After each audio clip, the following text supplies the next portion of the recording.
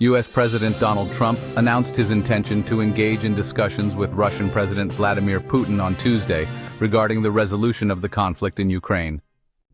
He indicated that negotiations are already in progress concerning the division of certain assets between the conflicting parties.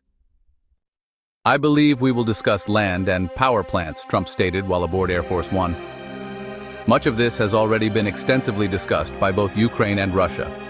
We are currently addressing the division of specific assets." Kremlin spokesperson Dmitry Peskov confirmed on Tuesday that the conversation would indeed take place. The United States and Ukraine are urging Moscow to agree to a ceasefire.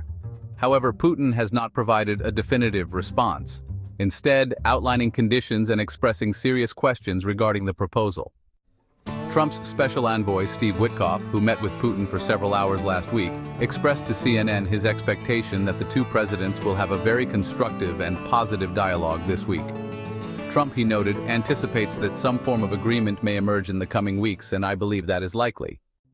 On Saturday, Ukrainian President Volodymyr Zelensky accused the Kremlin of delaying negotiations to strengthen its position on the battlefield before consenting to any ceasefire. In a related development, Moscow reported that U.S. Secretary of State Marco Rubio had a conversation with Russian Foreign Minister Sergei Lavrov to discuss specific aspects of the implementation of agreements made during a U.S. Russia summit in Saudi Arabia last month. This summit in Saudi Arabia marked the first high-level meeting between the U.S. and Russia since Moscow initiated its full-scale invasion in 2022. The Russian Foreign Ministry stated that Sergei Lavrov and Marco Rubio agreed to maintain communication, although it did not reference the proposed ceasefire.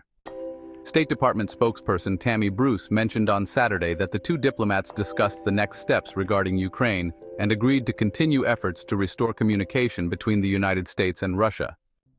Their conversation occurred just hours after the UK hosted a virtual summit on Ukraine, during which British Prime Minister Keir Starmer criticized Putin for delaying the ceasefire and urged an end to Russia's aggressive actions against Ukraine.